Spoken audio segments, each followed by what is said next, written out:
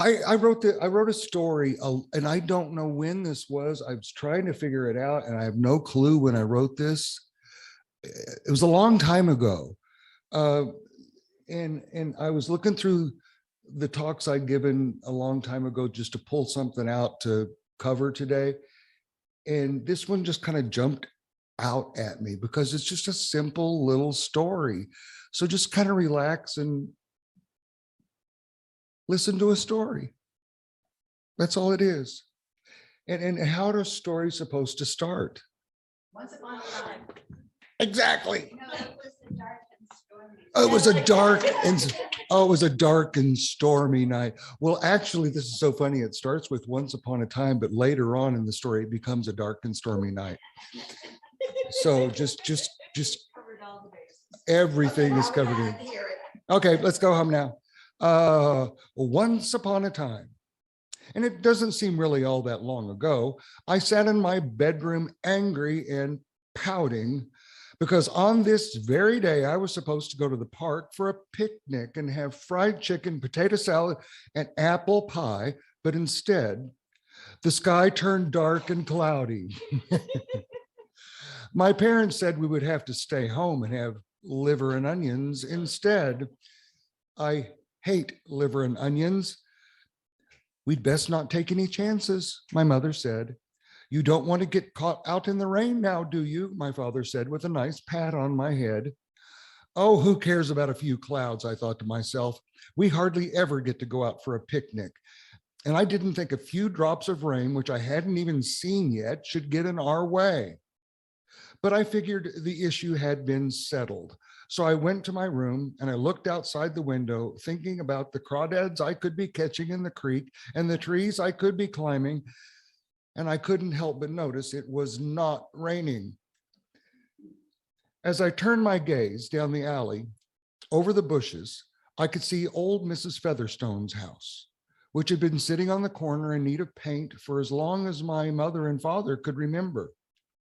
I thought maybe I ought to go visit old Aunt Martha, which is who I always called her. She would certainly give me something I could imagine eating, maybe even some brownies. Anything would be better than having to survive liver and onions.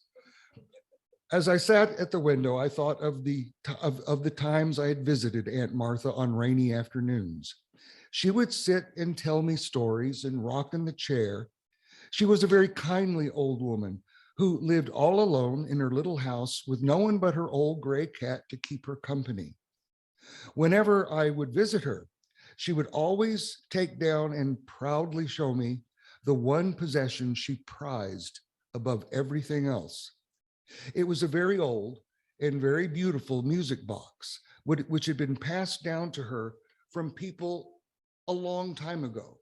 It was so old that no one in her family really knew just where it came from or who first owned it.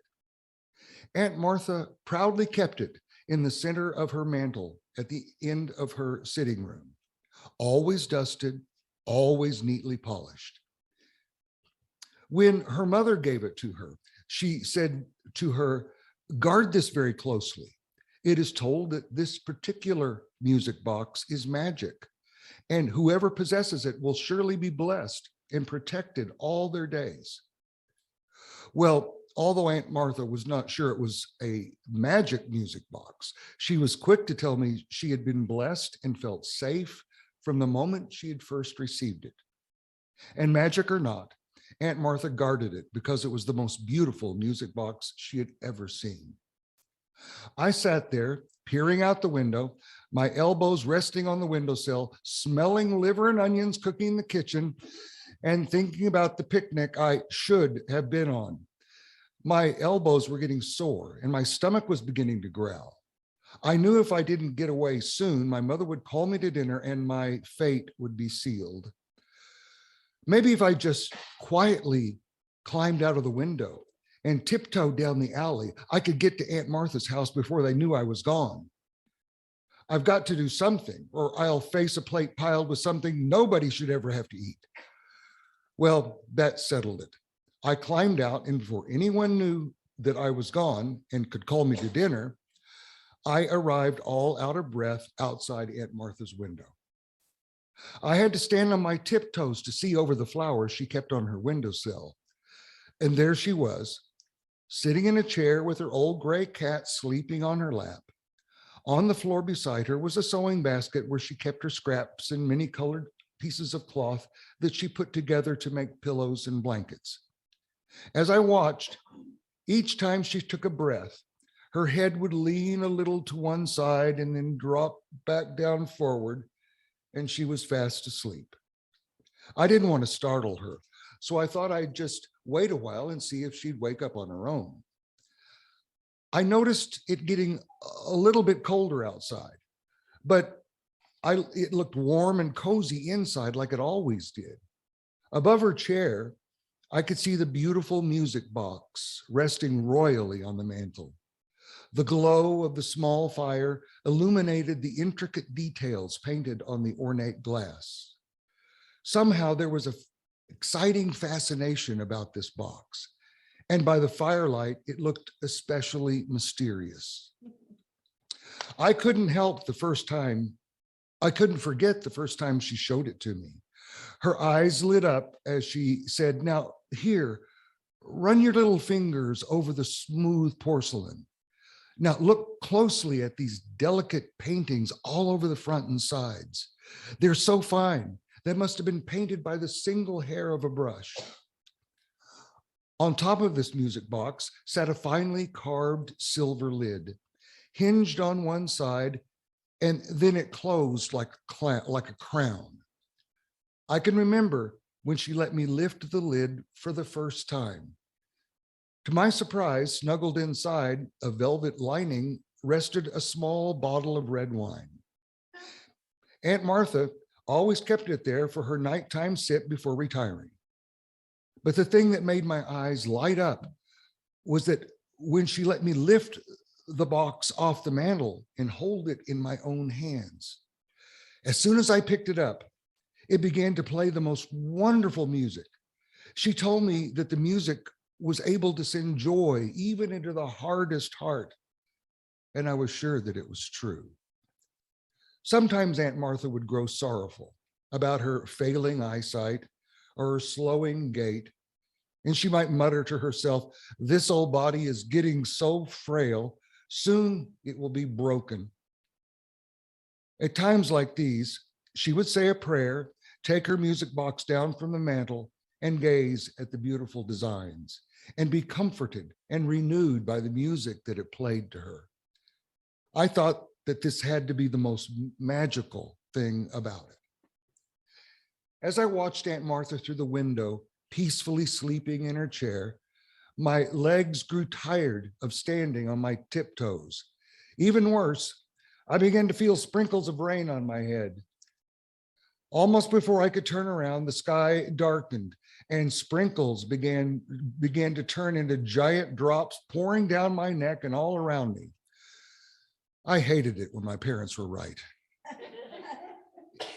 I wasn't thinking about Aunt Martha's peaceful slumber anymore. I tapped loudly on the window and called out, "Please let me in, I'm getting soaked." She was a little hard of hearing, so I tapped again, and this time her head rose in a startled jerk. Looking toward the window, she smiled, and she smiled and lifted her old bones out of the chair. Her gray cat hopped down from her lap as Aunt Martha rose and shuffled to the door. As she was making her way to let me in, I could see that the old cat had jumped up on the back of her chair and then onto the mantle, and curiously began sniffing around as he often did between naps. He gracefully made his way to the music box and began to nose around the silver lid. I knew how protective Aunt Martha was about this precious heirloom, so I tapped again on the window and I pointed it to the mantle. When she turned and saw her mischievous friend, when she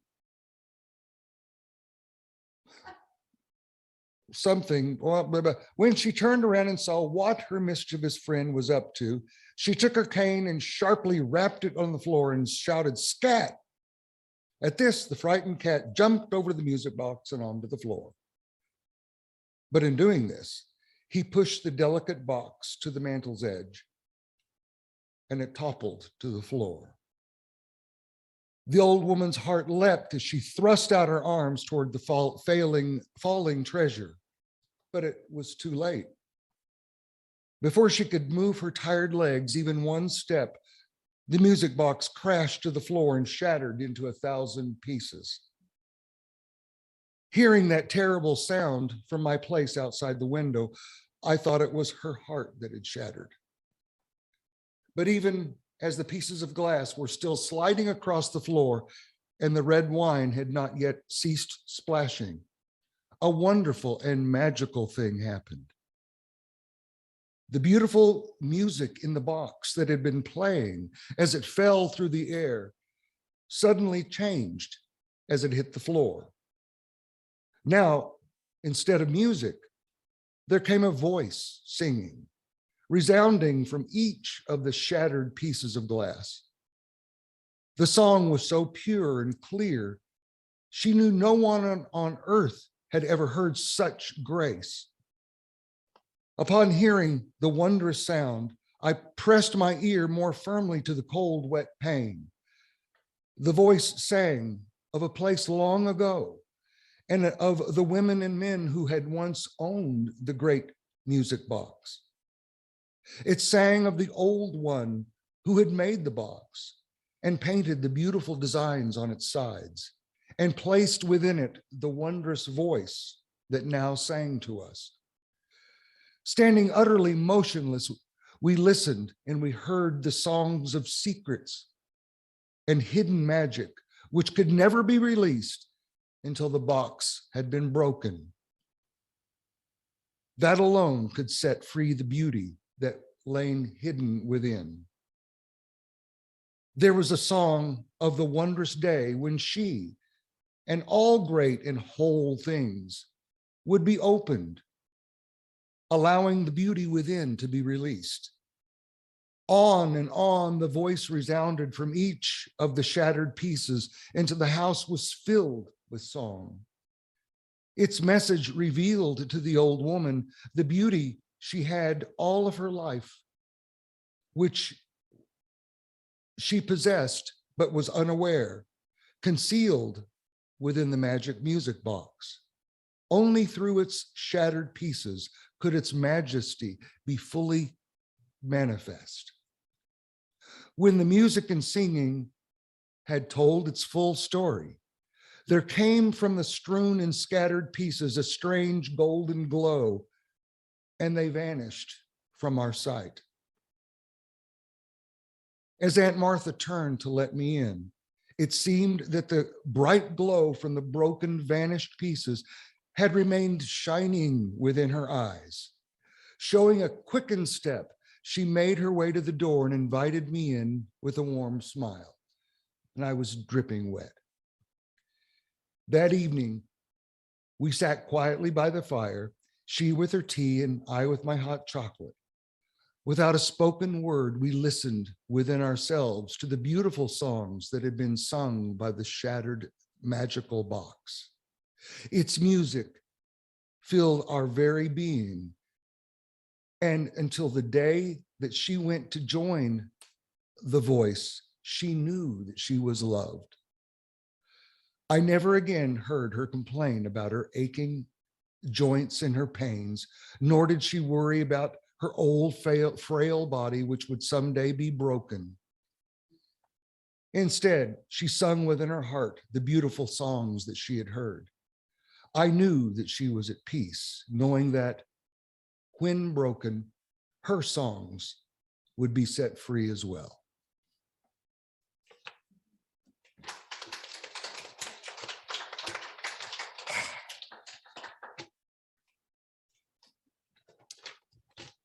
I'm not done.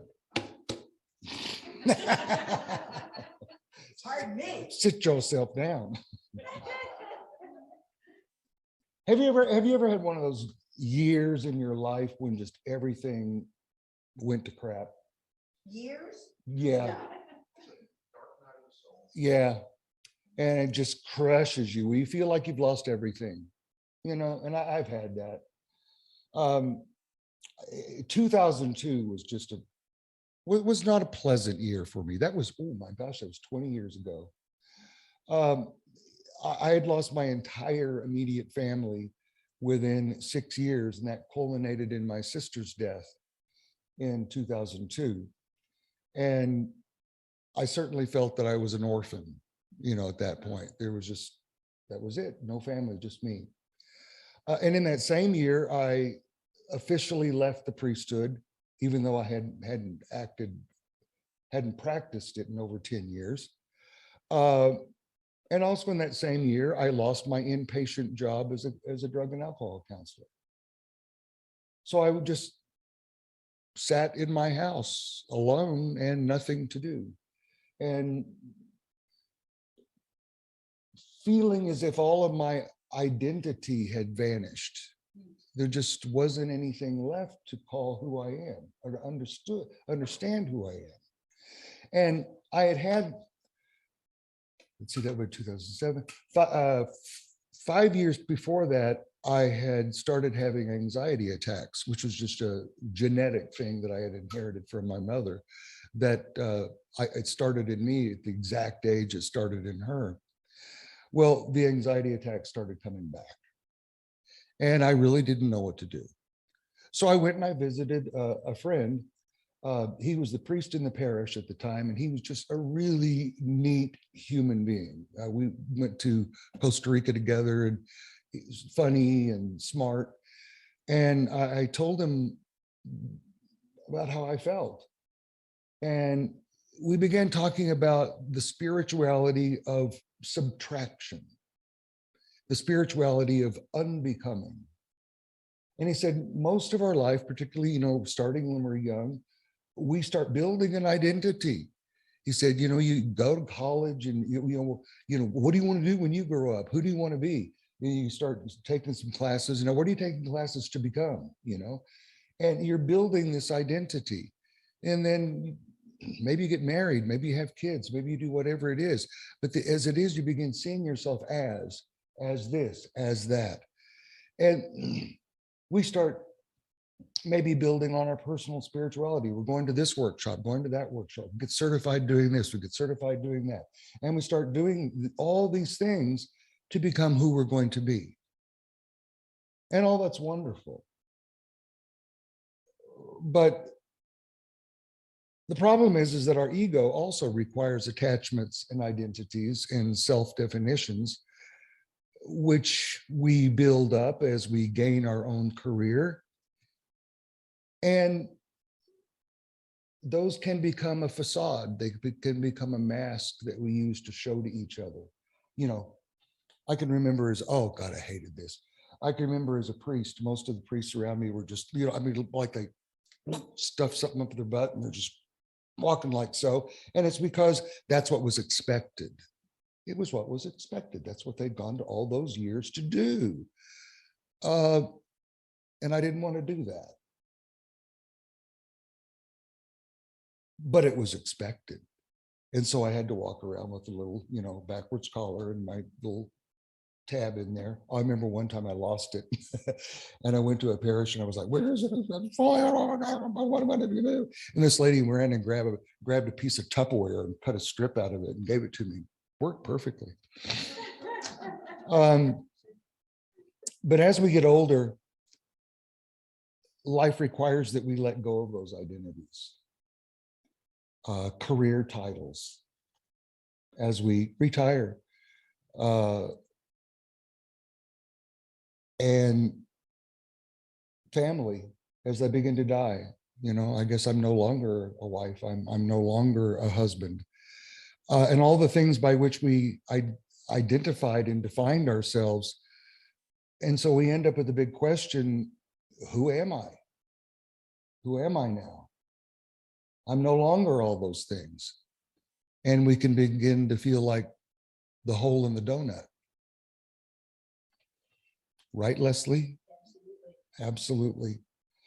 My losses in 2002, they were really devastating, but they were also a means of leading me a little earlier than most people to face a definition of myself without any external identities. And as I sat there without any of them, no family, no job, left the priesthood, none of that anymore, I realized that I was the guy who cut his roses in the backyard. And that was it. I couldn't come up with anything else. I'm the guy who cuts his roses in the backyard. We never, ever were any of those definitions that were derived from external attachments. I never was any of those personas or masks or identities that eventually began to be removed one by one. When these masks fall to the ground and shatter, like the music box, if we are willing to let them go, then we become what I think the Bible really meant when it said we are the poor in spirit. It is then that we can gain an everlasting understanding of our real being derived from our true, eternal, divine nature. And it will flood in to fill the vacuum once those masks are removed. Here's a story I've shared with you guys once before, and it kind of fits right here. So I'm just going to pop it in. Okay, there was this lady, and she grew up, had a baby, and she wanted to go home. It was like almost 1,000 miles to show her mother her new grandchild. So, oh, grandma was so happy and so excited and holding the baby and just so wonderful, you know. And she also said, well, here's my new puppy I got, you know, so they're going to grow up together, the puppy and the baby. Yay, you know, set the puppy on the ground. And what does the puppy do? Runs under the house. And she's like, oh my God, I go get this dog that was under the house. So she crawls under the house looking all over for the puppy, and there's the puppy clear on the other end of the house, leaning up against the foundation, and she's going through all this clutter, and lo and behold, there on the ground is this ball, and it was silvery, and she remembered that when she was very young, just a baby, her grandfather had given her as her inheritance this ball of silver. And so this will be hers as she grows up. Well, what does a 17-year-old, what does a 12-year-old want to do with a ball of silver? Play with it, throw it around, you know, toss it in the backyard. Okay, what's an 18-year-old wants to do with a ball of silver? Cash it in, buy a car, right? You know, so mom's got to get that ball of silver and hide it somewhere. Okay, well, you know, that's it, went into hiding. Well, Lord only knows how it ended up under the house. But there it was, just covered with dirt and banged up and dinged up and scratched up. But what was it?